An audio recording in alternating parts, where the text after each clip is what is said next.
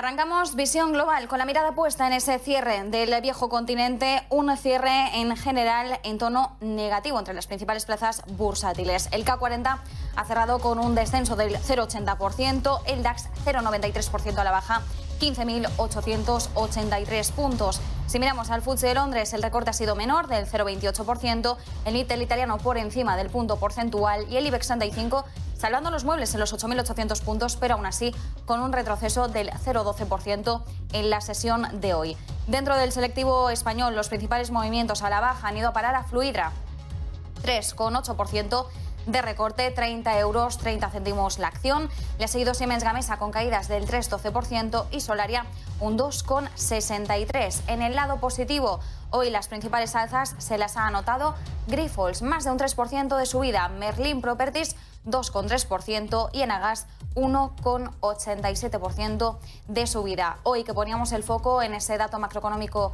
en España, el IPC del mes de diciembre, que finalmente ha repuntado un 6,5%, 2 décimas menos que la previsión anterior del Instituto Nacional de Estadística. La variación intermensual ha sido del 1,2%. Seguimos observando a la inflación como una de las principales amenazas ahora mismo entre las principales potencias económicas y, por supuesto, es la principal referencia, el principal dato al que miran los bancos centrales. En el caso del Banco Central Europeo, hoy hablaba Christine Lagarde ante el Senado francés y reiteraba ese objetivo del 2% de inflación que persigue el organismo. Aún así, no hay en estos momentos ningún país de la eurozona que esté en ese objetivo o por debajo del 2%. Todas las potencias lo superan. En la sesión estadounidense, hoy la referencia la tenemos en esa temporada de resultados empresariales que arranca con los grandes bancos como protagonistas, JP Morgan, Wells Fargo, Citigroup y también una gestora de la talla de BlackRock. Ya han rendido sus cuentas relativas al último trimestre de 2021. En el Wall Street solo el Nasdaq repunta, el Nasdaq 100 ahora mismo avanza un 0,19%. 15.525 puntos, el Dow Jones retrocede un 0,74%, es el más penalizado, y el Standard & Poor's 500 0,39% de recorte. En este contexto saludamos a nuestro compañero José Ricardo Rangel para conocer cómo está allí la sesión mexicana, la sesión bursátil, y además vamos a hablar también del caso de Citibanamex. Cuéntanos, José Ricardo, muy buenas. ¿Qué tal, Marta, amigos? Pues muy contento de estar nuevamente con ustedes. Y pues les platico, estamos en terrenos, como bien comentas, negativos. El índice de precios y cotizaciones está en 53.624 unidades. Recordemos que el día de antier tuvo sus máximos históricos, hoy está terrenos negativos con 0,57 a la baja. Y es interesante mencionar cuáles son las empresas que están a la baja, y es principalmente Peñoles, Industria Peñoles, sector de minería con 2,97 a la baja, seguido de Liverpool con 2,83 a la baja, esta parte de almacenes, la parte de consumo, y la parte de medios, Televisa con 2,35 a la baja. Interesante por la parte que no pertenecen al índice, que son, recordemos que el índice de precios y cotizaciones son las 35 empresas con mayor bursatilización aquí en México. Bueno, pues hay empresas que no están con tanta bursatilización, pero sin embargo cotizan dentro de las bolsas aquí en México. Bueno, tenemos la parte de Cultiva con 4,17 a la baja, CIMEC con 4,89 a la baja, y es interesante, y de aquí nos podemos platicar un poquito sobre el tema precisamente, Marta, que comentas de Citigroup. Es curioso que Grupo FAMSA está cotizando con 33,58 a la alza, y recalco el tema de curioso porque vamos a partir de aquí para dar el contexto precisamente de cómo se ha desenvuelto la banca aquí en México, por lo menos en este último año, en este 2021, y es que, bueno, el año pasado, Grupo FAMSA, que es pues una tienda de almacenes de consumo que puede ir cualquier persona a adquirir, pues desde tenis hasta motocicletas, celulares, etcétera, y que tienen acceso precisamente a financiamiento. Bueno, pues Grupo FAMSA el año pasado tenía un banco que era Banco Ahorro FAMSA, Y bueno, pues este banco, pues le quitaron la licencia las autoridades, la Comisión Nacional Bancaria, los órganos reguladores aquí en México para operar. Entonces, bueno, pues a raíz de eso, ha tenido un mal movimiento, digámoslo así, la cotización de FAMSA al desligarse de la parte, pues financiera. Le ha pegado muchísimo esta decisión y bueno, es ahí que empieza precisamente yo le denominaría no vía crucis, pero sí una etapa interesante en la banca en México. Y es que después de esto se dio a conocer que ABC Capital, y alguna vez lo comentábamos aquí en Visión Global, ABC Capital, que también es un banco aquí en México enfocado precisamente a la parte de la construcción, pues vaya, ya empezaba a tener llamamientos por parte de los órganos reguladores, sobre todo en la parte de la cartera. Recordemos que las carteras de los bancos para el tema de Basilea, para cumplir con las regulaciones de capitalización, bueno, pues tienen que estar teniendo un índice de capitalización, es decir, inyectar dinero de acuerdo al nivel de riesgo que tengan a la mora y de cómo se comporte precisamente esta cartera. Y es interesante puesto que ABC Capital, después de FAMSA, empezaron a voltear a ver estos índices de capitalización y estas llamadas recurrentes que había, y vaya, el foco estuvo precisamente en este banco, y vaya, es interesante puesto que en algún momento este banco surgió precisamente, hablamos de una empresa insignia aquí en México de la parte de la construcción que es Cementos Mexicanos.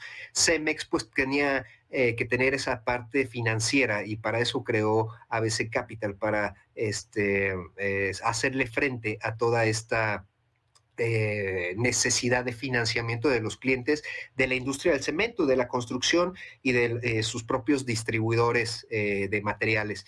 Y bueno, pues es interesante porque todo esto evolucionó al caso de que ABC Capital, bueno, pues empezó a tener problemas con los índices de capitalización. Recordemos también que hemos platicado que la industria de la construcción aquí en México, por lo menos en estos últimos 2 años, ha estado en contracción súbita. Ya lo hemos platicado que sobre todo la inversión fija bruta, pues no está apeteciendo para la parte de la industria, transformación y obviamente de la construcción. Recordemos que la parte de la construcción, pues se ve precisamente mucho el impacto de esta inversión fija bruta por parte de adquisición de maquinarias y equipos para los proyectos. Y bueno, todo eso seguramente detonó en el deterioro de la cartera de este banco enfocado precisamente en este nicho de la construcción. Luego entonces, ¿qué sucedió? Bueno, que aquí en México el tema fintech estuvo muy, como ya lo hemos platicado, muy avanzado, han dado autorizaciones, etcétera. Y una empresa precisamente argentina, Ualá, pues hizo su adquisición de este banco. Ualá no le permitieron la licencia de fintech aquí en México.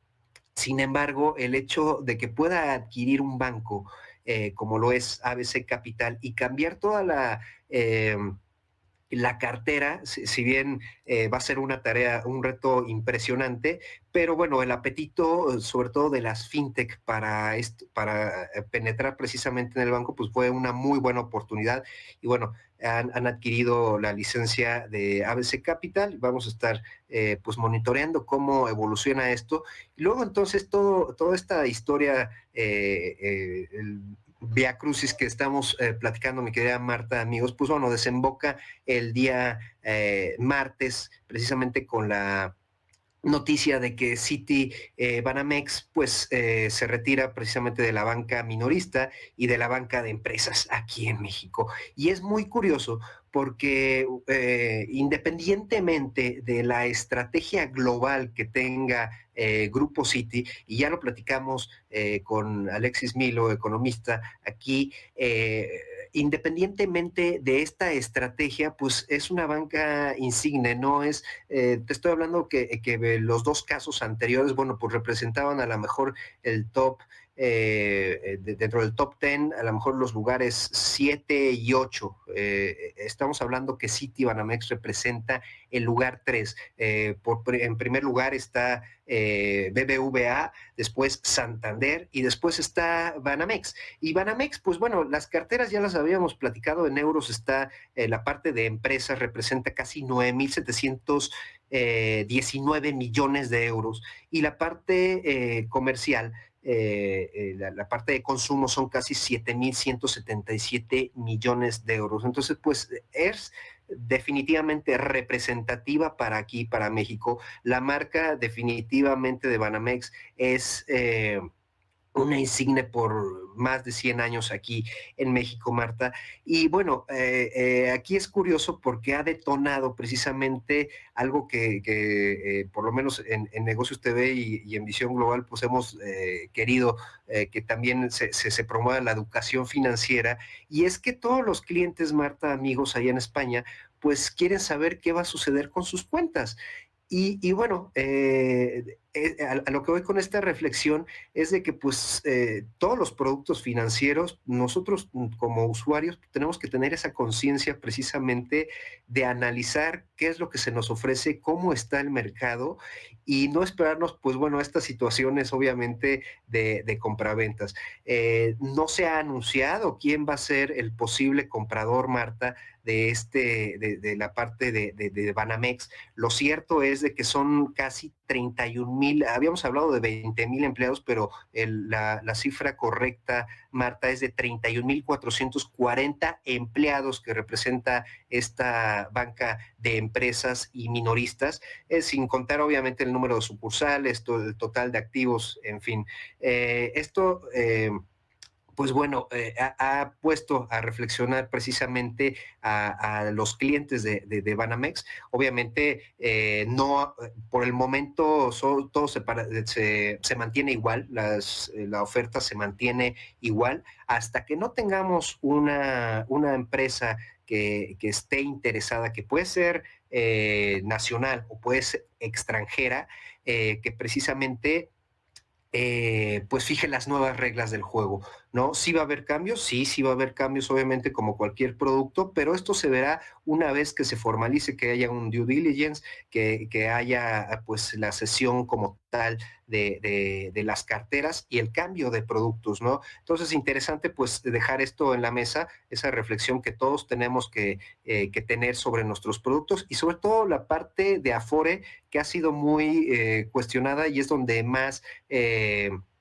pues el público ha alzado la mano de qué es lo que va a pasar con los ahorros. No hay ningún problema, creo que es muy buena señal que esté esta introspección. Obviamente cambiará el jugador, y se ha hablado precisamente de este tema fintech. Ayer salió Nubank, recordemos que este Nubank pues es una empresa brasileña que acaba de emitir en bolsa allá en Estados Unidos, y salió diciendo pues que ellos no estaban interesados en adquirir la parte de Banamex. Entonces, esto, pues la verdad es que por un lado es muy buena noticia, porque Nubank, a pesar de ser un banco fintech, un banco 100% neobank, como le dicen en el argot fintech, pues bueno, tiene cerca de 2,500 empleados. Entonces, pues vaya, aquí el reto va a ser muy interesante, Marta, en los próximos meses, saber quién va a ser el nuevo jugador. Se ha hablado aquí en México, ya han alzado la mano empresarios como Ricardo Salinas Pliego, que es precisamente, digamos, la competencia, y vaya, lo podemos ver como Electra. De hecho cotiza con la clave Electra, Grupo Electra, y Grupo Electra precisamente trae la misma dinámica de Banco FAMSA, en su momento, que son almacenes del mismo tipo, digamos, del mismo medio aquí en México, y ellos traen lo que es Banco Azteca. Banco Azteca, que hoy por hoy comanda un ex funcionario de Grupo Banorte, que es uno de los bancos insignes aquí en México también. Y bueno, pues está cotizando como a 1,400 pesos ahí la acción de Electra. Entonces, aquí es ver precisamente, pues el reto va a ser sobre todo el servicio, Marta, que este servicio, bueno, lo traía Citi, y el pasarlo a este tipo de bancos más, pues, de otro sector, bueno, pues ahí el reto va a estar muchísimo también en la calidad, en los manejos de riesgos, el servicio, obviamente, que se dé del que vaya a adquirir este banco. Lo cierto es de que, pues vaya, te paso el dato que hoy dio el Instituto Mexicano de Finanzas, porque esto nos va a dar un driver muy importante para ver precisamente cómo van a evolucionar las carteras, cómo se pudiera deteriorar, en dado caso, pues estas carteras, sobre todo de consumo, los índices de mora, y obviamente que implicaría mayor inyección de capital, mayor índices de capitalización, y es que el Instituto Mexicano de Finanzas dio a conocer que el crecimiento económico para este 2022 pues ajusta de 2.9 a 2.7% de crecimiento. Y también, por otro lado, recordemos que hemos estado, el Banco Central, teniendo una subida de tasas para el control de la inflación, y bueno, este mismo instituto está proponiendo o analizando que se llegue en este 2022 pues a una tasa de 6 al 6.5% de fondeo. Entonces, pues aquí son los datos que vamos a dejar, Marta, sobre la mesa, porque estos van a ser claves precisamente para ver cómo evolucionan las carteras de los bancos aquí en México, y que en mi opinión muy personal, pues es una cuestión que vamos a tener que monitorear y que no vamos a tener que dejar pues a la deriva, que es una situación muy estratégica, a lo mejor para Citi, pero para nivel micro en México debe de ser algo que no debemos de perder de foco, y seguir siguiendo muy de cerca por los próximos meses, Marta. Desde luego, una situación que vamos a monitorear, como bien indicas, José Ricardo, porque al final esta salida de Citigroup ponía en foco pues toda la incertidumbre, ¿no?, que hay ahora sobre las inversiones en México. Recordemos que además Banamex es una institución emblemática del país que adquirió Citigroup en el año 2001, así que bueno, ha tenido en su poder 21 años Banamex, y además este movimiento por parte de Citi, recapitulando un poco lo que ha ocurrido recientemente en México, se une por un lado al que realizó también en su momento JP Morgan, que anunciaba el cierre de sus operaciones en banca privada en México el año pasado. También un banco español, como es Santander, presidido por Ana Botín, que en mayo ya tomó un primer paso al dejar de cotizar en la Bolsa Mexicana de Valores. Así que, bueno, son algunas referencias de lo que está ocurriendo ahora mismo en el sector financiero en México. Así que muy interesante esta reflexión, este análisis, José Ricardo. Muchísimas gracias. Te despido, te dejo ya que disfrutes del resto del viernes y deseo buen fin de semana. Volveremos a conectar contigo el lunes. Gracias, Marta, y creo que ahí Enrique va a hablar un tema precisamente que vamos a tener que seguir mucho, que es esa parte de la estanflación. Pero nos vemos el día lunes, Marta. Te mando un fuerte abrazo, amigos allá en España, que tengan excelente fin de semana. Un fuerte abrazo, José Ricardo. Nosotros también nos despedimos por hoy en Visión Global, pero antes les dejamos como guinda final esa reflexión que bien indicaba José Ricardo por parte de Enrique Martínez, con la estanflación en foco. Recordemos, estanflación, un periodo de inflación elevada, pero crecimiento económico bajo. Una cuestión a la que mirábamos en 2021 y que en 2022 sigue preocupando. Les dejamos con esa reflexión y nosotros nos despedimos hasta la semana que viene. Iniciamos un 2022 en medio de aguas turbulentas. La inflación no cede a nivel mundial, y aunque esta no es mala en sí, y menos cuando se mantiene baja porque es la consecuencia natural de una economía dinámica que genera crecimiento, el problema se genera cuando hay inflación, pero no hay crecimiento. Los economistas llamamos a este fenómeno estanflación.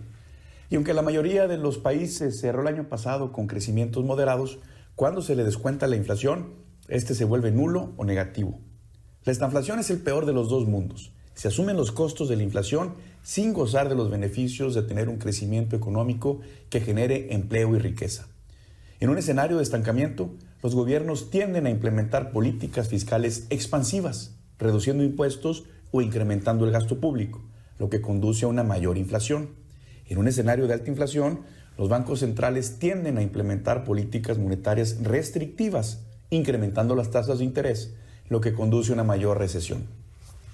Las aguas del mar están movidas y a lo lejos se vislumbran nubarrones. Los retos y los peligros son similares para todos los barcos.